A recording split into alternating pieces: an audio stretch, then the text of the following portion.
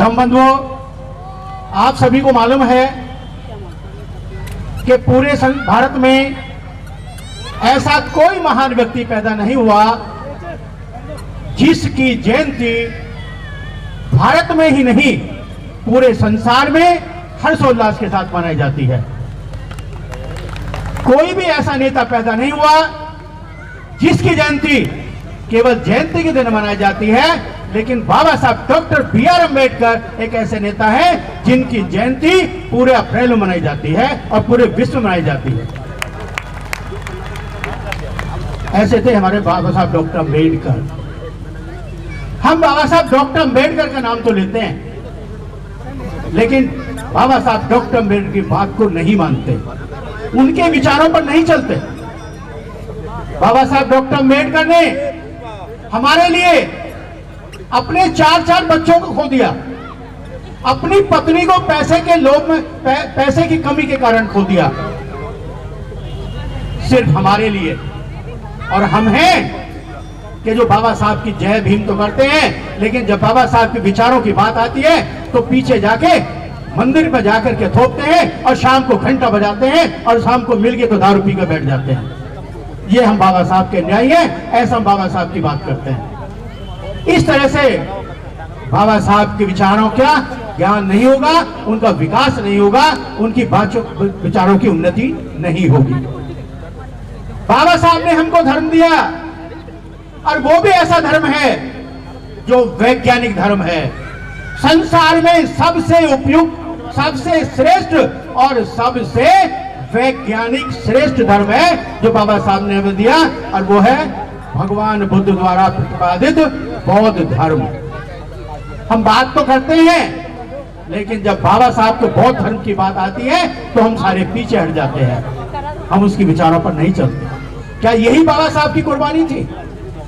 बाबा साहब का जब बेटा सबसे बेटा जो प्यारा बेटा था राय रतन, उसकी डेथ हो जाती है, और बाबा साहब जब कच्चीकोट में थे तो बाबा साहब को सूचना दी जाती है कि बाबा साहब आपका बेटा एक्सपायर हो गया, आप जल्दी आइए और इसका दाह संस्कार कीजिए।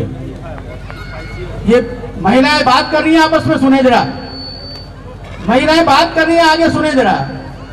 जब बाबा साहब का बेटा एक्सपायर हो जाता है तो उनके पास पैसे नहीं होते उसके कफन के लिए भी। जब बाबा साहब को बुलाया जाता है कि बाबा साहब आइए अपने बेटे का दाह संस्कार कीजिए, तो बाबा साहब आते हैं, बैठते हैं, जो सबसे प्यारा बेटा था उनका राजरतन, और चुप बैठ जाते हैं। जब लोग गली के कहते हैं कि बाबा साहब इसके लिए कफन लाइए, बाबा साहब चुप लगा जाते हैं। दोबारा कहते हैं कि बाबा साहब से कफन लाइए, तो बाबा साहब फिर चुप बैठ जाते हैं। अंत में तीसरी बार कहते हैं कि इसके लिए कफन लाइए, तो बाबा साहब फिर चुप बैठ जाते हैं। लेकिन माता रमाबाई को पता लग जाता है कि बाबा साहब के सामने 3 बार रखी है बात, लेकिन उनके पास कफन के लिए भी पैसे नहीं हैं, और उन्होंने अपनी साड़ी का पल्लू फाड़ा और उसको कफन दिया और उसका दाह संस्कार किया। ऐसे थे बाबा साहब डॉक्टर बी.आर. अम्बेडकर, जिन्होंने अपने पैसे ना होने पर अपने पुत्र की परवाह नहीं की। गोलमेज सम्मेलन की बात करते हैं, जब बाबा साहब गोलमेज सम्मेलन में जा रहे थे तब भी उनके बेटे का मृत्यु हो गई। लोगों ने कहा कि बाबा साहब आपके बेटे की मृत्यु हो गई है, आप वापस आ जाइए, जाइए नहीं। लेकिन बाबा साहब ने क्या कहा, पता है आपको क्या कहा? बाबा साहब ने कहा था कि मेरा एक बेटा चला गया है, कोई बात नहीं, लेकिन भारत के जितने भी दलित और शोषित मेरे बेटे हैं, अगर इनके लिए मैं कुछ नहीं कर पाया तो समझो मेरे सारे बेटों की मृत्यु हो जाएगी। और बाबा साहब अपनी बेटे की मृत्यु को छोड़ करके और लंदन गए और वहां हमारे लिए लड़े, दलितों के लड़े, शोषितों के लड़े। ऐसे थे हमारे बाबा साहब डॉक्टर बी.आर. अम्बेडकर, जिनकी आज हम 133वीं जन्मदिन मना रहे हैं। दम बंधु, बाबा साहब ने एक नारा दिया, शिक्षित बनो, संगठित रहो, संघर्ष करो। ये बाबा साहब ने नारा दिया। बाबा साहब चाहते थे कि अगर हमारा समाज शिक्षित होगा, ऊंची ऊंची नौकरियों पर जाएगा, तो मेरे साथ कंधे से कंधा मिला के लड़ेगा, समाज का काम करेगा। लेकिन आज जब उन्होंने देखा कि 10-11 आदमी जो उन्होंने भेजे थे विदेश में शिक्षा प्राप्त करने के लिए, वो वहीं एजुकेटेड हुए और वहीं जाकर बस गए। शिक्षा प्राप्त करने का मतलब टू एडुकेट था उनका मतलब ये नहीं कि हम MA BA LLB कर लें, ऐसा नहीं था।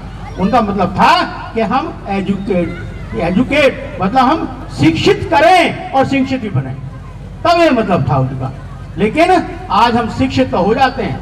कितने सारे हमारे लोग हैं जो IAS हैं, PCS हैं, बड़े बड़े पुण्य अधिकारी हैं, डिप्टी कलेक्टर हैं। कितने लोग हमारे ऐसे हैं जो हमारे समाज के ध्यान देते हैं? कोई भी ध्यान नहीं देता। अगर ध्यान देते हैं तो केवल अपनी कुर्सी का ध्यान देते हैं और किसी का ध्यान नहीं देते। तो बाबा साहब यहां पर भी अपने को फेल महसूस करने लगे कि भाई मैंने जो नारा दिया था शिक्षित बनो संस्कृत रहो, ऐसा नहीं हो पाया। फिर बाबा साहब सोचते रहे और उन्हें दूसरा विचार पैदा किया। उन्होंने कहा कि शायद हो सकता है इस विषय में मैं कामयाब हो जाऊं। उन्होंने कहा, अंग्रेजों से भी कहा और सबसे कहा कि विधानसभा में और लोकसभा में हमारे प्रतिनिधि जाने चाहिए। अगर हमारे प्रतिनिधि लोकसभा में जाएंगे, विधानसभा में जाएंगे तो हमारी बात की, हमारी आवाज को, हमारे शोषण की दलितों की आवाज को उठाएंगे। लेकिन जब लोग विधानसभा में जाने लगे, लोकसभा में जाने लगे, यहां तक कि जो उनका PA था वो भी MLA की पर जीत गया, उनका विरोध से जीत गया, और वो भी जो कुछ भी नहीं जानता था। तो बाबा जब देखा कि मेरे साथी जिनके लिए मैंने विधानसभा में आरक्षण करवाया, लोकसभा में आरक्षण दिलवाया, और वो लोकसभा विधानसभा में जाकर के उस पार्टी के गुलाम हो जाते हैं जिस पार्टी से उनको टिकट मिलता है, और हमारा समाज देखता रह जाता है, उनके लिए कुछ नहीं हो पाता। तो ये बाबा साहब यहां पर भी उन्होंने सोचा और यहां पर भी उनको सफलता प्राप्त नहीं हुई। फिर बाबा साहब ने सोचा एक नई क्रांति 1935 में बाबा साहब ने डिक्लेयर किया था कि मैं हिंदू धर्म में पैदा हुआ लेकिन हिंदू धर्म में मरूंगा नहीं, ये मेरे बस की बात है। मैं पैदा हुआ ये मेरे बस की बात नहीं है, लेकिन मैं हिंदू धर्म में पैदा हुआ वो मेरे बस की बात है। और इस बात को उन्होंने 21 साल लगाए, 21 साल तपस्या की, 21 साल देखा कि इस धर्म में कुछ सुधार हो जाए, हमारे लोगों का सुधार हो जाए, हमारे लोगों की जो जाति होती हैं उनमें सुधार हो जाए, लेकिन कुछ नहीं हुआ। और अंत में जाकर के बाबा साहब ने अपने डिक्लेयर के अलावा 14 अक्टूबर 1956 को नागपुर की पावन भूमि में बौद्ध धर्म में शिक्षा ली, और बौद्ध धर्म में शिक्षा लेने के बाद 10 लाख लोगों को बौद्ध धर्म में दीक्षा दिलाई। और वहां पर क्या था, 22 प्रतिज्ञाएं दिलाई। अभी आपको याद होगा कि एक पार्टी ने हमारा बहुत बढ़िया काम कर दिया, जिसको 22 प्रतिज्ञाओं को हम लोग जानते नहीं थे, उन्होंने आलोचना करके 22 प्रतिज्ञाओं की सारे विश्व को जना दिया कि बाबा साहब डॉक्टर अम्बेडकर ने 22 प्रतिज्ञा ली थी और 22 प्रतिज्ञाएं ये हैं। इनके द्वारा उन्होंने सारे संसार को जगाने का काम किया। तो बाबा साहब डॉक्टर बी आर अम्बेडकर ऐसे हमारे व्यक्ति थे। हम कहते हैं बहुत ज्यादा कि हम बाबा साहब ने ये कहा था, बाबा साहब ने ये कहा था, बाबा साहब ने ये कहा था। हम ये कहते हैं कि आपने क्या कहा था, आपने क्या किया। बाबा साहब ने हमें शिक्षित बनने का रास्ता खोला, बाबा साहब ने हमें आरक्षण का रास्ता खोला, पढ़ने के लिए योगदान दिया, उसका रास्ता खोला, और अंत में जो सबसे महान काम किया, बाबा साहब डॉक्टर अम्बेडकर ने सन 1955 में दी बुद्धिस्ट सोसाइटी ऑफ इंडिया का निर्माण किया, गठन किया, और वो आज तक चल रहा है। और उसकी बहुत सारी ब्रांचें जो हर साल यही काम करती हैं। हमारे मान्यवर राजेंद्र पाल गौतम जी साहब आगे हैं, नहीं आए, उनको मालूम होगा 5 अक्टूबर 2023 को, उसको 22 को बुद्धिस्ट सोसाइटी के प्रोग्राम में 5 लाख आदमी उम्मीद था, जो बुद्धिस्ट सोसाइटी कार्यक्रम था, और उसमें 22 प्रतियोगियों के द्वारा हमारे राजेंद्र गौतम जी को, राजेंद्र पाल गौतम जी को अपने रिजाइन देना पड़ा था। 22 प्रतिज्ञाओं के कारण रिजाइन देना पड़ा था। तो दबंगो, अगर वास्तव में आप बाबा साहब को मानते हैं तो बाबा साहब को माननी होगी। जब आप मानते हैं कि बौद्ध धर्म क्या है, बौद्ध धर्म एक समानता, स्वतंत्रता, न्याय का रास्ता है, बंधुत्व का रास्ता है, भाईचारे का रास्ता है, समानता का रास्ता है। अभी देखिए उदाहरण बहुत सारे हैं। अभी कहीं किसी बच्चे का डेथ हो जाती है, मर्डर हो जाता है, किसी लड़की से बलात्कार हो जाता है, तो क्या कहते हैं, दलित लड़कियों से बलात्कार हो गया। कहीं मर्डर होता है तो कहते हैं दलित लड़के का मर्डर हो गया, किसी को नुकसान हुआ कि दलित लड़के का हुआ। क्या आपने कभी सोचा है, दिमाग से सुना है, पेपर में आया कभी कि किसी बौद्ध लड़के का हो गया, बौद्ध लड़की का हो गया? आपने सुना है? अगर सुना हो तो हाथ उठा दीजिए। कभी नहीं सुना होगा कि बौद्ध लड़के का मर्डर हो गया या बौद्ध लड़की के साथ बलात्कार हुआ। ऐसा आपने कभी नहीं सुना होगा। ऐसा क्यों सुनोगे? अगर एक भी ऐसे दो भी कांड होते हैं तो जापान, चाइना, थाईलैंड, जितने भी 40 कंट्री, 120 कंट्री हैं, वो हमारे सारे पक्ष में खड़े हो जाएंगे। इसलिए बाबा साहब ने बौद्ध धर्म को दिया, आपको बौद्ध धर्म अपनाने के लिए कहा, और वही 14 अक्टूबर सन 1956 को हमें दीक्षा दी। 10 लाख लोगों ने दीक्षा दी। पेपरों में 5 लाख दिखाते हैं, लेकिन 10 लाख लोगों ने दीक्षा दी।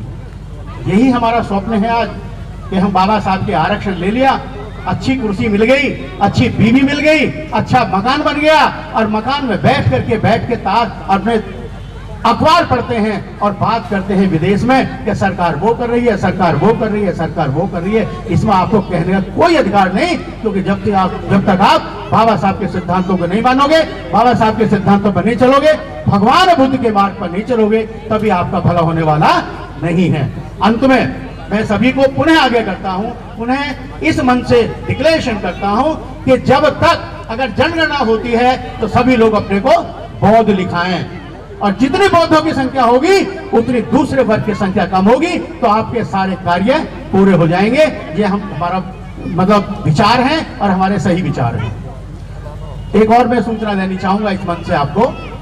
22 मई को सभी लोग नोट कर लें, 22 मई को 5 बजे लाल किले के सामने परेड ग्राउंड है।